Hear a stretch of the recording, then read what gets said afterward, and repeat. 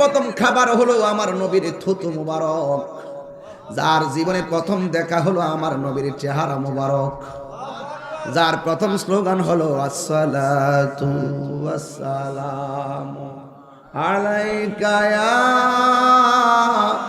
রাসূলাল্লাহ,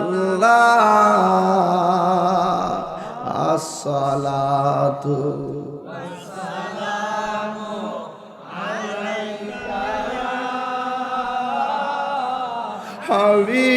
হাবিবাল্লাহ।